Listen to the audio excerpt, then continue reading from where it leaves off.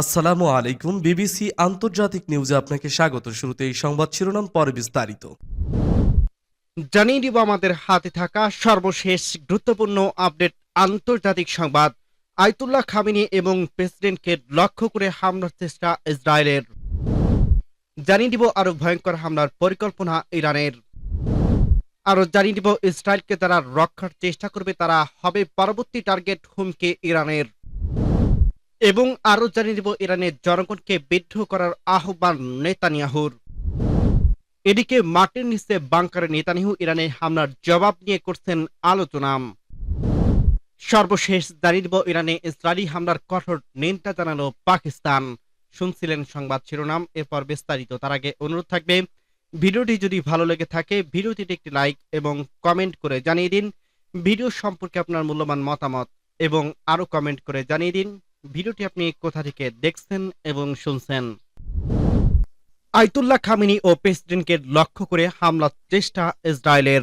ইরানের president Masoud Pezeshkian এবং supreme leader Ayatollah Ali খামেনিকে লক্ষ্য করে হামলার চেষ্টা চালাচ্ছে ইসরায়েল। মার্কিন প্রভাবশালী সংবাদ মাধ্যম নিউ ইয়র্ক টাইমস শনিবার এক প্রতিবেদনে এ তথ্য জানিয়েছেন। প্রতিবেদনে বলা হয়েছে, ইরানের রাজধানী তেহরানের প্রস্তর এলাকায় এই হামলার চেষ্টা করা হয়। এই এলাকাগুলোতেই অবস্থান করেন দেশটির প্রেসিডেন্ট এবং সর্বোচ্চ নেতা। হামলায় প্রতিহত করতে ইরানি সেনাবাহিনী ব্যাপকভাবে আকাশ প্রতিরক্ষা ব্যবস্থা ব্যবহার করছে।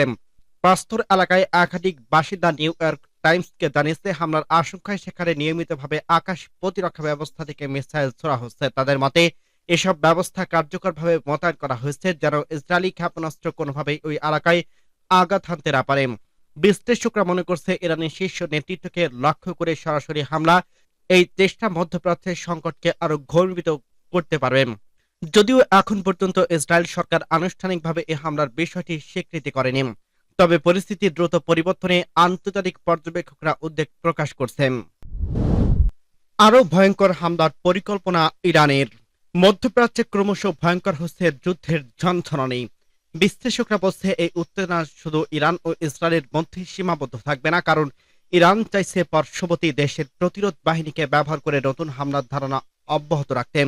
ইরানি কর্মকর্তারা জানিয়েছে, লেবাননে হিজবুল্লাহ, ইয়েমেনের হুতি এবং অপরাপর মিলিশিয়া এবং পরিকল্পনার অংশ হতে যাচ্ছে। এর মধ্যে মধ্যপ্রাচ্যে আরো বড় ধরনের অস্থিরতা সৃষ্টি হতে পারে বলে আশঙ্কা প্রকাশ করছে বিশ্লেষকরা। যুক্তরাষ্ট্র যেটি ঘনিষ্ঠভাবে ইসরায়েলকে সমর্থন দিয়ে যাচ্ছে, এরই মধ্যে মধ্যপ্রাচ্যে অপ্রয়োজনীয় কর্মীদের সরিয়ে নিতে শুরু করছে। অপরদিকে ইসরায়েল যে বিমান ও অস্ত্র দিয়ে হামলা চালাচ্ছে তার বেশিরভাগই এসেছে মার্কিন উৎস থেকে। মার্কিন বিশ্লেষক রিচার্ড রেবন বলছে, যুক্তরাষ্ট্র না চাইলে এই সংঘাতে জড়িয়ে যেতে পারে। অপরদিকে বিশেষ সূত্র বলছে যে নতুন হামলার পার্শ্ববর্তী দেশের যোদ্ধারা গুরুত্বপূর্ণ ভূমিকা পালন করবে, যা মধ্যপ্রাচ্যে অস্থিরতা আরো বাড়তে পারে। শুক্রবার রাতে ইরানের ইসলামী বিপ্লবী গার্ড কর্পস ইসরায়েলে অধিকৃত এলাকায় একাধিক ধাপে ব্যালিস্টিক ক্ষেপণাস্ত্র নিক্ষেপ করে। এর আগে ইসরায়েল তেহরান সহ বিভিন্ন অঞ্চলে অনেক নাগরিক, সামরিক কর্মকর্তা এবং পারমাণবিক বিজ্ঞানীকে হত্যা করছিল। গোয়েন্দা তথ্যের বরাত দিয়ে সংবাদ মাধ্যম তেহরান টাইমস জানিয়েছে, ইসরায়েলের পাল্টা হামলায় ইরান উচ্চ সফলতা অর্জন করছে। আইআরজিসি জানায়, তারা ইসরায়েলের বেশ কিছু সামরিক ঘাঁটি, গুপ্তচর ভিত্তি এবং অস্ত্র কারখানায় সঠিক লক্ষ্যভেদে সফলভাবে আঘাত হেনেছে। স্যাটেলাইটের ছবি ও গোয়েন্দা তথ্য অনুযায়ী অনেক কৌশলগত স্থানে সফলভাবে ধ্বংস হয়েছে, যদিও ইসরায়েল দাবি করে আঘাত ঠেকানো হয়েছে। ইসরায়েলি নাগরিকদের ক্যামেরায় তেল আবিবের বিভিন্ন স্থানে ক্ষতির চিত্র ধরা পড়ছে। হাইফা বন্দরকে আঘাত করা হয়েছে। ইরানি কর্মকর্তারা জানিয়েছে, প্রতিবেশী দেশের প্রতিরোধ বাহিনীর মাধ্যমে নতুন হামলা চালিয়ে যাওয়ার পরিকল্পনা রয়েছে। এদিকে মার্কিন যুক্তরাষ্ট্র, ফ্রান্স, ব্রিটেন এবং ন্যাটো ইসরায়েলের পাশে থেকে এই ক্ষেপণাস্ত্র হামলার প্রতিরোধের চেষ্টা করলেও সফল হয়নি।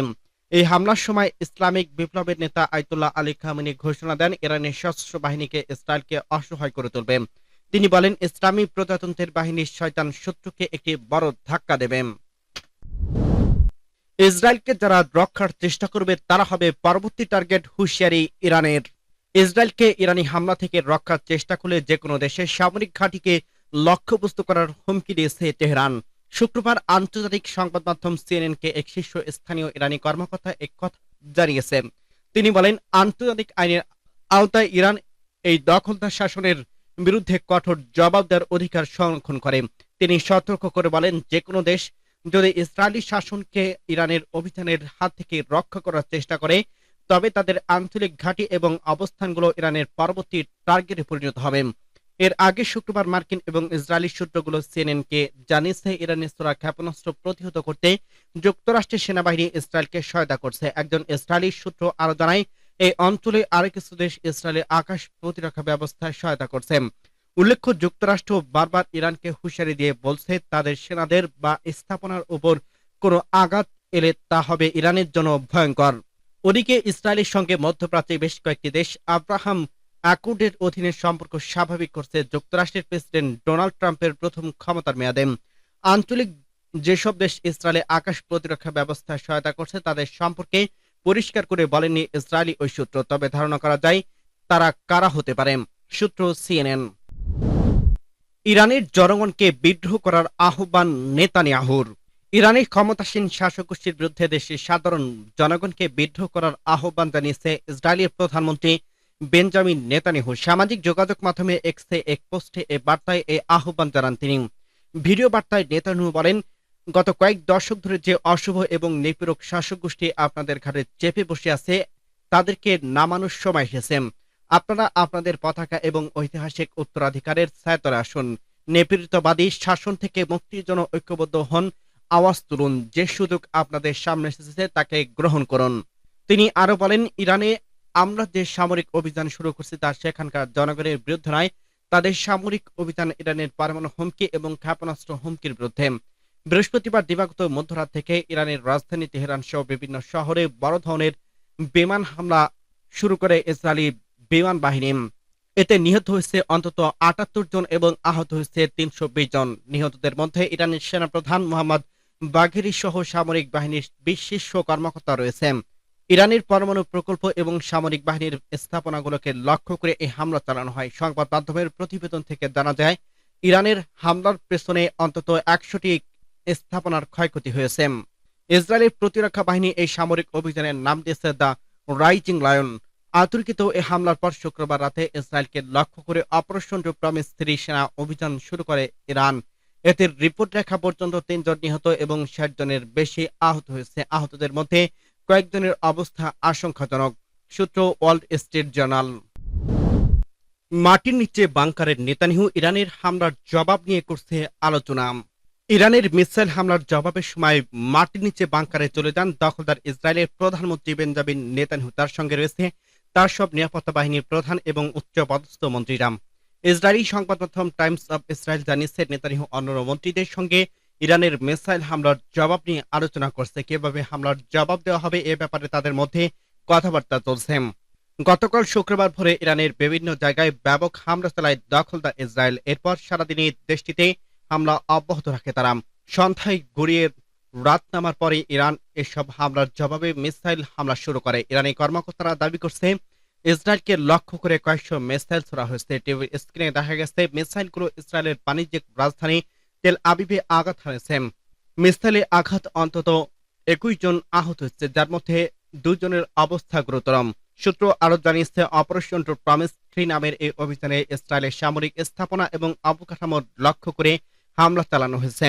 সূত্র টাইমস অব ইসরায়েল। ইরানে ইসরায়েলি হামলার কঠোর নিন্দা জানালো পাকিস্তান। ইরানের উপর ইসরায়েলি সামরিক আগ্রাসনের তীব্র নিন্দা জানিয়েছে পাকিস্তান। ইসরায়েলি হামলাকে অন্যায্য এবং অবৈধ আগ্রাসন হিসেবে বর্ণনা করছে ইসলামাবাদ। শুক্রবার এক বিবৃতিতে পাকিস্তানের পররাষ্ট্র মন্ত্রণালয় এর নিন্দা জানায়। বিবৃতিতে বলা হয়, ইসরায়েলি হামলা ইরানের সার্বভৌমত্ব এবং ভূখণ্ডগত অখণ্ডতার লঙ্ঘন করেছে এবং এটি জাতিসংঘ সনদ এবং আন্তর্জাতিক আইনের মৌলিক নীতিমালার স্পষ্ট পরিপন্থী। ইসলামাবাদের পররাষ্ট্র মন্ত্রণালয়ের বিবৃতিতে বলা হয়, জাতিসংঘ সনদের ৫১ নম্বর অনুচ্ছেদ অনুযায়ী আত্মরক্ষার অধিকার ইরানের রয়েছে। ইসরায়েল শুক্রবার জানায়, তারা ইরানের পারমাণবিক স্থাপনা, ব্যালিস্টিক ক্ষেপণাস্ত্র কারখানা এবং সামরিক কমান্ডারদের লক্ষ্য করে বড় পরিসরে হামলা চালিয়েছে। এই অভিযান দীর্ঘস্থায়ী হবে বলে হুঁশিয়ারি দিয়েছে তেল আবিব, যার লক্ষ্যে তেহরানকে পরমাণু অস্ত্র তৈরিতে বাধা দেয়। ইরানের রাষ্ট্রীয় গণমাধ্যম এবং প্রত্যক্ষদর্শীরা জানায়, নাতানজে পারমাণবিক সমৃদ্ধকরণ কেন্দ্র সহ বিভিন্ন স্থানে বিস্ফোরণের ঘটনা ঘটছে। হামলার পর ইসরায়েল জুড়ে জরুরি অবস্থা ঘোষণা করে প্রতিশোধমূলক ড্রোন ও ক্ষেপণাস্ত্র হামলার আশঙ্কায়। ইরানের প্রভাবশালী বিপ্লবী গার্ড বাহিনী আইআরজিসি জানায়, বাহিনীর শীর্ষ কমান্ডার হোসেন সালামি নিহত হয়েছে এবং রাজধানী তেহরানের বাহিনীর সদর দপ্তরে হামলা হয়েছে। একটি আবাসিক এলাকায় হামলায় কয়েকজন শিশুরও মৃত্যু হয়েছে বলে জানিয়েছে ইরানি রাষ্ট্রীয় গণমাধ্যম। এই হামলায় করা প্রতিক্রিয়া জানিয়েছে পাকিস্তান। তারা বলছে, আমরা ইরানি জনগণের সঙ্গে দৃঢ় সংহতি প্রকাশ করছি এবং এই স্পষ্ট উস্কানিমূলক আগ্রাসনের নিন্দা জানাচ্ছি, যা আঞ্চলিক এবং বৈশ্বিক শান্তি নিরাপত্তার জন্য মারাত্মক হুমকি এবং গোটা অঞ্চলে অস্থিতিশীলতা সৃষ্টি করতে পারে। পাকিস্তান আরো বলছে, আন্তর্জাতিক সম্প্রদায় এবং জাতিসংঘের উচিত অবিলম্বে এই আগ্রাসন বন্ধ করা এবং দোষী পক্ষকে জবাবদিহির আওতায় আনা। পাকিস্তানের প্রধানমন্ত্রী শেহবাজ শরীফ এক বিবৃতিতে ইরানিদের প্রাণহানির ঘটনায় গভীর সমবেদনা জানিয়ে বলেন, এই অযৌক্তিক এবং চরমভাবে দায়িত্বজ্ঞানহীন হামলার অত্যন্ত উদ্বেগজনক। এটি এমনিতেই উত্তপ্ত আরেকটি অঞ্চলকে আরো অস্থিতিশীল করে তুলতে পারে। তিনি আন্তর্জাতিক সম্প্রদায় এবং জাতিসংঘের প্রতি অবিলম্বে পদক্ষেপ নেওয়ার আহ্বান জানান, যাতে সংঘাত আরো গভীর না হয়। পাকিস্তানের উপপ্রধানমন্ত্রী এবং পররাষ্ট্রমন্ত্রী এসাকদার হামলাটিকে ইরানের সার্বভৌমত্বের রক্ত লঙ্ঘন হিসেবে আখ্যায়িত করে বলেন, এই জঘন্য কর্মকাণ্ড আন্তর্জাতিক আইনের ভিত্তিতে নাড়িয়ে দিয়েছে এবং মানবতার বিবেককে আঘাত করছে। এক্সে দেওয়া এক বার্তায় তিনি লেখেন, এই হামলার আঞ্চলিক স্থিতিশীলতা এবং বৈশ্বিক নিরাপত্তাকে গুরুতরভাবে ক্ষতিগ্রস্ত করছে। তিনি বলেন, পাকিস্তানে ইরান সরকার এবং জনগণের পাশে রয়েছে।